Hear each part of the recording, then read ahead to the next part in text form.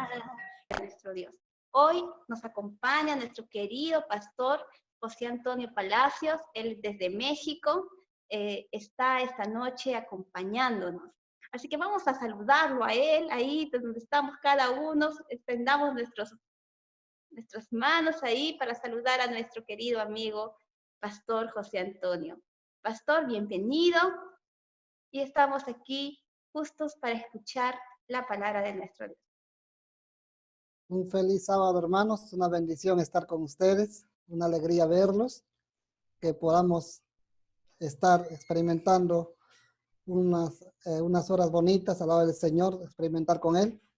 Vamos en esta oportunidad a tener la reflexión en la palabra de Dios en el libro de San Juan. San Juan capítulo 4. Vamos a abrir en la palabra de Dios, San Juan capítulo 4, versículos del 46 al 54. San Juan 4, 46 al 54. Ya que lo tenemos ahí, vamos a orar. Vamos a pedir la bendición de Dios sobre su palabra. ¿Ok? Oremos, por favor.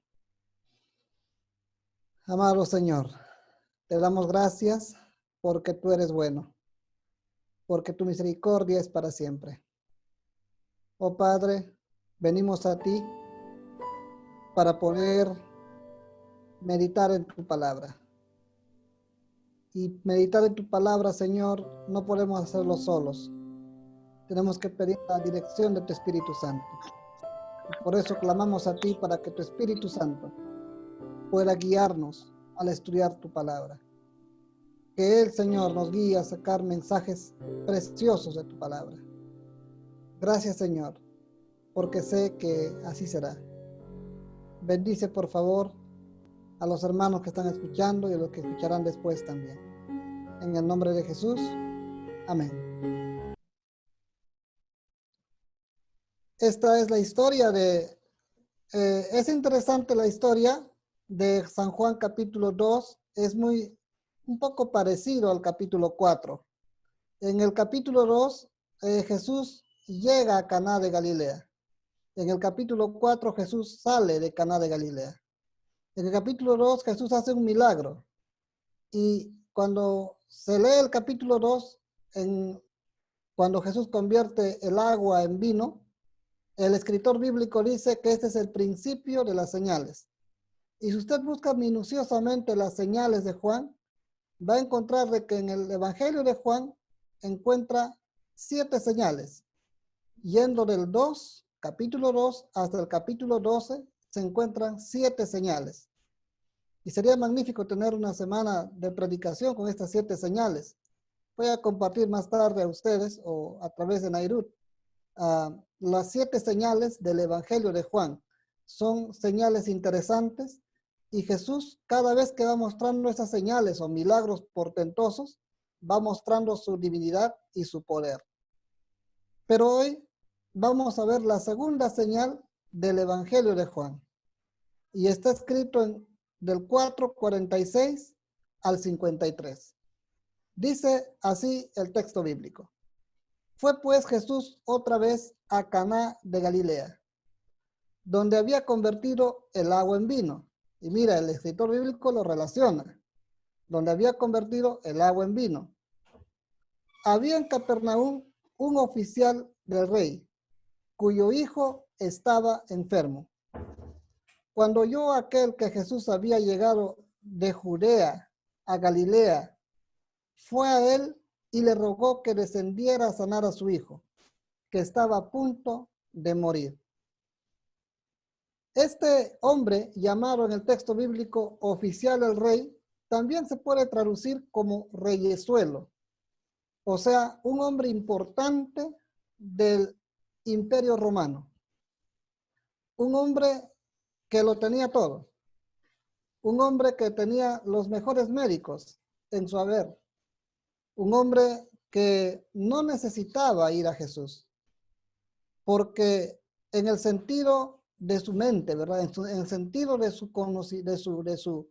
mente no necesitaba ir a Jesús, porque pues, en su mente él tenía mejores médicos. pero había probado con todos los médicos y no funcionó. No sucedía la sanación de su hijo. Y el texto bíblico dice que su hijo estaba a punto de morir. Relacionándolo para nuestros días, su hijo estaba, voy a hacer una comparación solamente, no es que estaba así. Podemos decir su hijo estaba con COVID-19 y posiblemente no había todo lo necesario para que viva y sus pulmones no daban más. Estoy traspolando nuestros días, ¿verdad? Estaba muy grave el hijo, estaba a punto de morir. ¿Y qué padre no hace todo lo posible cuando su hijo está a punto de morir, queridos amigos?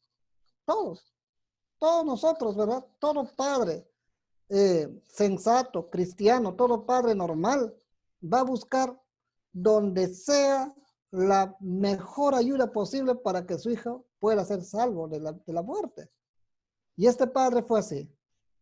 Es interesante que este hombre, aunque siendo reyesuelo, no le importó y empezó a caminar. Él vivía en Capernaum y tuvo que ir hasta Caná de Galilea. Geográficamente son 35 kilómetros.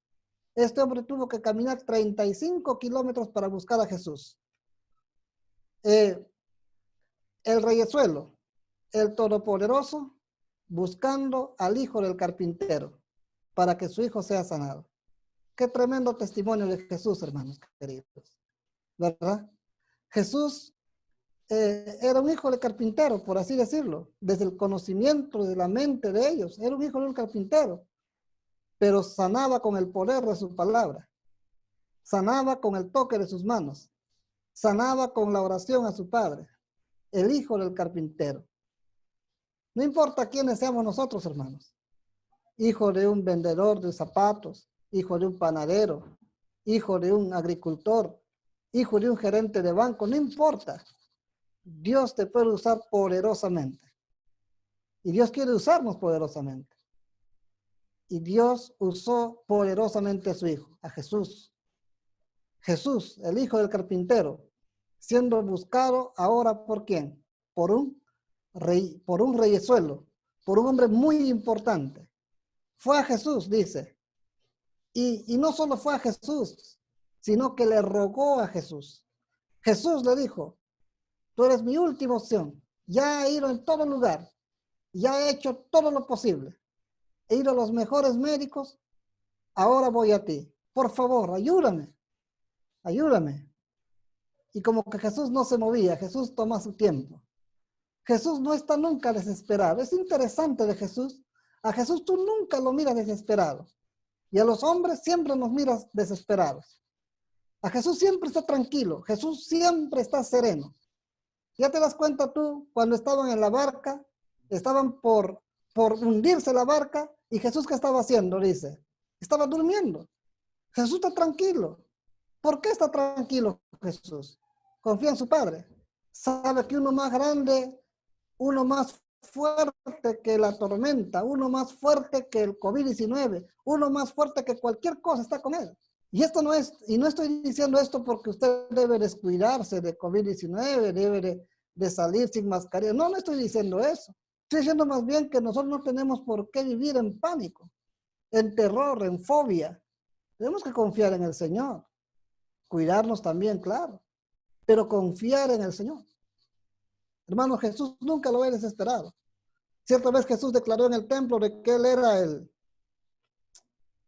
el Hijo de Dios, el Mesías, y lo quisieron apedrear, y lo empujaron, lo sacaron del pueblo, lo llevaron a un despeñadero, según San Mateo capítulo 6, si mal no recuerdo. Lo llevaron a un lugar donde había un despeñadero, un abismo, quisieron tirarlo para abajo, pero Jesús dice, empezó a caminar entre medio de ellos y se fue. Jesús no lo miras corriendo desesperado.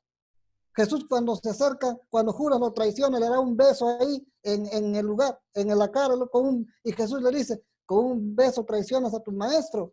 Jesús nunca corre de los soldados romanos, de los judíos. Jesús nunca lo ves corriendo ahí por los bosques en la oscuridad. A Jesús nunca lo miras desesperado. Interesante. Aquí el hombre, el Todopoderoso, está desesperado, pero Jesús toma su tiempo. Jesús toma su tiempo. Está tranquilo Jesús, sereno. Ya quisiera tener esa serenidad de Jesús, hermano. Ya quisiera tener esa calma de Jesús. ¿Ustedes no, hermano? Yo sé. Serenidad. Jesús entonces dice, y Jesús en vez de avanzar, en vez de ir con él, entonces Jesús empieza a predicar. Interesante. Jesús de repente se para y dice las siguientes palabras. Entonces Jesús le dijo, si no veis señales y prodigios, no creeréis. Y Jesús introduce una palabra en este texto bíblico, la palabra creer. El mensaje central del Evangelio de Juan es creer. Y en el Evangelio de Juan, la palabra creer no se refiere a un asunto teórico, a un asunto intelectual, a un asunto de que creo por sí. No. El asunto de creer en el Evangelio de Juan se refiere, el que cree tiene vida y el que no cree no tiene vida. El asunto de creer es un asunto espiritual profundo en el Evangelio de Juan. ¿Y sabe cómo lo concordamos esto? Miren el capítulo 5, versículo 24. ¿Qué resultados da creer? Evangelio de Juan, capítulo 5, versículo 24. 3 resultados de creer. Dice, de cierto os digo, el que oye mi palabra y cree en el que me envió, tiene un resultado.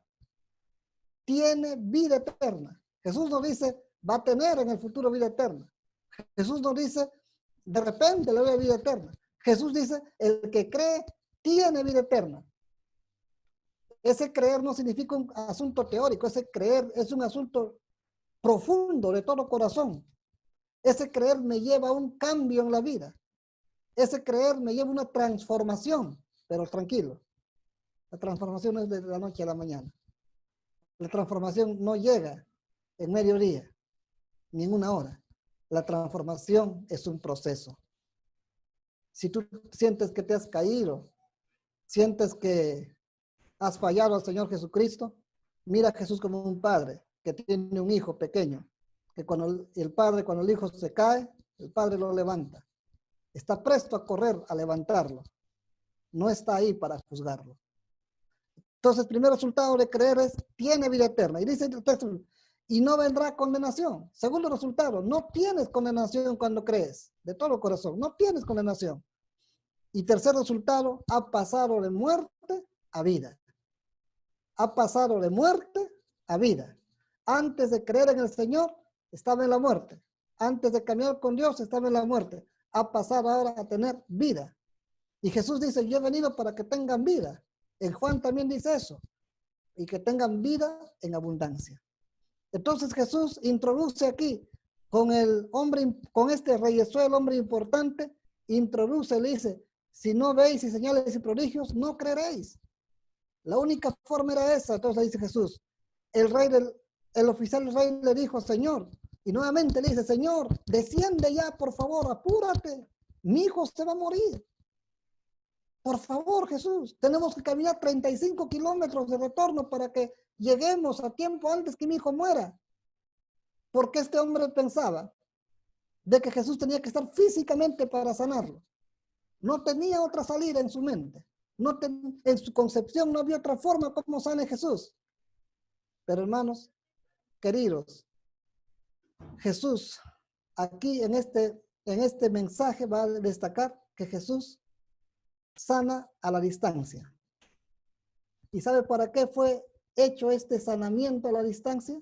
No para demostrarte que Jesús sana a la distancia solamente, sino para demostrarle a sus discípulos y a la gente que lo seguía que cuando Él se vaya, Él podía estar presente con ellos a través de su Espíritu Santo. Este mensaje era para aquellos cristianos que iban a estar siguiéndolo a Él cuando Él ya no esté. Es decir, para nosotros en este tiempo. Jesús sanando a la distancia. Aquí sanó a la distancia de 35 kilómetros. Hoy sana a la distancia de miles de kilómetros, o puede ser a 1 metro que esté de ti y no lo ves. Entonces aquí dice, desciende. Y Jesús le dijo, vete, tu hijo vive. Y aquí el oficial del rey tuvo un momento una luz de duda, tuvo un pequeño momento, vete. Pero él creyó automáticamente también. Porque él dijo, si yo tengo subordinados que dan una orden, obedecen plenamente, y él me está diciendo ahora, el Hijo de Dios, y empezó a creer en él, me está diciendo que yo me vaya y que mi hijo va a vivir, pues mire. Y entonces el hombre creyó la palabra que Jesús le dijo y se fue. ¿Por qué el hombre se fue? Porque el texto bíblico dice que creyó. El hombre no se fue, no se hubiera ido si no hubiera creído. El hombre se fue porque creyó. El hombre empezó a caminar porque creyó. Y muchas veces en la vida espiritual nosotros tenemos que seguir avanzando y caminando en la vida espiritual porque creemos. Aunque el milagro no sabemos que se haya hecho, o sí, tenemos que caminar solo por fe. Y este hombre empezó a caminar por fe. 35 kilómetros. Yo no creo que este hombre haya ido solo. Este hombre era importante. Los hombres importantes siempre andan acompañados. Siempre andan con una pequeña comitiva, con 2 o 3 más personas. Y yo me imagino que sus amigos, compañeros, acompañantes le habrán dicho, oye, nos estamos yendo, pero no lo llevas a Jesús, ¿no? No, pero él me ha dicho que me vaya así nomás. ¿Pero te vas a ir así nomás? Sí. Oye, ¿y cómo va a sanarlo entonces? Pues no sé, dice que va a sanar. ¿Tú crees? Pues yo creo, le dice. Y me imagino que la conversación que hicieron, pero ellos siguieron avanzando por fe. Él siguió avanzando por fe. Y esa fe hizo que los demás avanzaran también. 35 kilómetros. Cada kilómetro era un desafío caminar. ¿Sucederá o no sucederá? Señor, ayúdame. Y él creyó y creyó. Y cuando ya él descendía, dice, sus siervos salieron a recibirlo y le informaron diciendo, tu hijo vive, tu hijo vive. Entonces él les preguntó a qué hora había comenzado a mejorar y le dijeron, ayer a la hora 7ª se le pasó la fiebre. Ayer a la hora 7ª. La hora 7ª es la 1 de la tarde. Y dice entonces, el padre entendió que aquella hora era en la que Jesús le había dicho, tu hijo vive. Y creyó él con toda su casa. Él sacó cuentas y dijo, era la hora 7ª. Cuando Jesús me dijo que empiece a caminar. Porque si, y entonces dice, toda su casa creyó en Jesús. Hermanos, los milagros se van a dar cuando yo camine por fe. Cuando nosotros avancemos por fe en el Señor Jesucristo. Los milagros extraordinarios de Dios se van a dar cuando nosotros veamos todo lo que el Señor puede hacer con nuestras vidas. Avance por fe. Su vida espiritual está cayéndose a pedazos, avance por fe. La economía está cayéndose a pedazos, avance por fe. La salud está cayéndose, avance por fe. Crea en el Señor Jesucristo. Él puede hacer cosas extraordinarias por sus hijos. Cuando llegué aquí a México, ya casi un año atrás, recuerdo, un miércoles.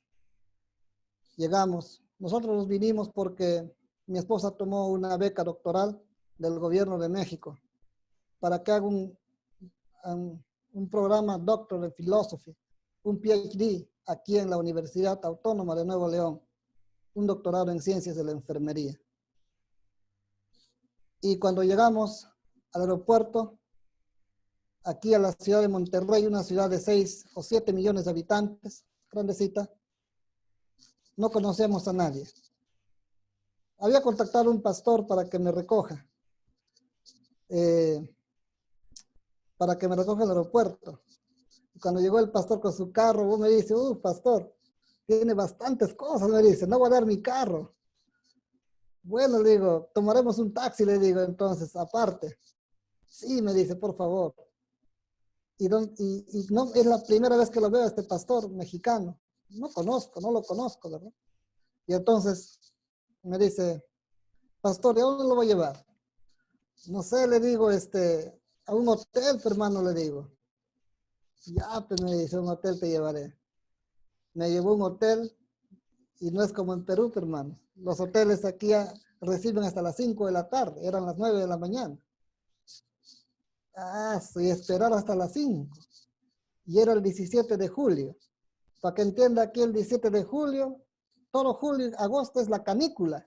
La canícula es un calor arriba de 40 grados en esta ciudad. Es un infierno, hermano. Calor, demasiado calor. Sudaba por todos lados. Entonces, el hotel iba a ser a las 5 de la tarde todavía. Bueno, el punto es de que esperé hasta las 5, almorzamos por ahí, entramos al hotel, tenía el aire acondicionado, pero no enfriaba mucho realmente. Y dije, el hotel, ¿y cuántos días está en el hotel? ¿Y cuánto me costó esa noche el hotel? $100. Y dije yo, está bien, bueno.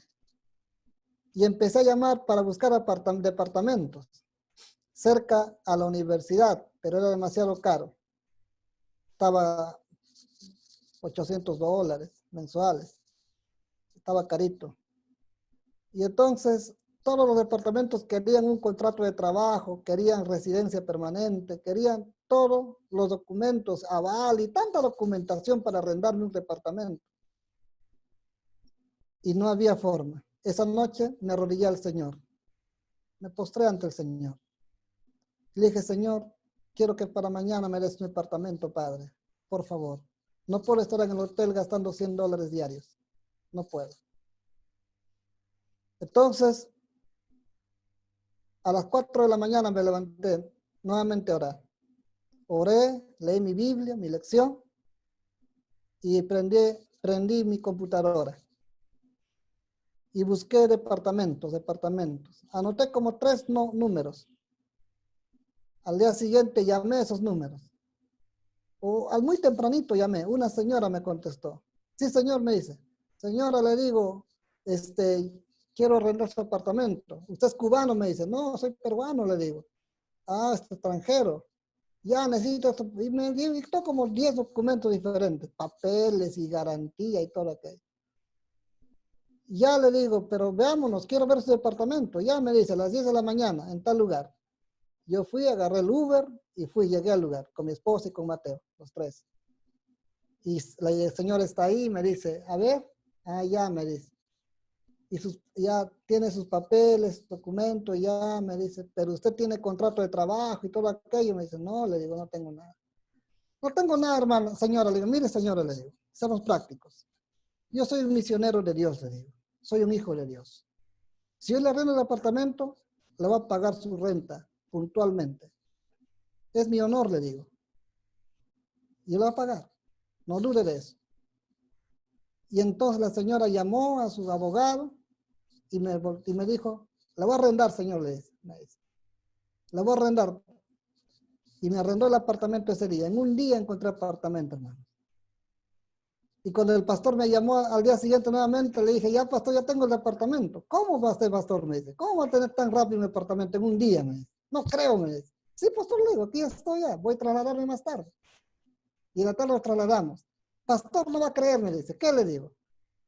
A 3 minutos de su casa está mi iglesia central, me dice. Y vaya mañana por allá. Así le digo. ¿Cómo? Es una ciudad tan grande, ¿cómo voy a dar con tu iglesia tan cerca? Le digo. Sí, me dice, ahí está la iglesia, ahí está, me dice. Al día siguiente fui a su iglesia.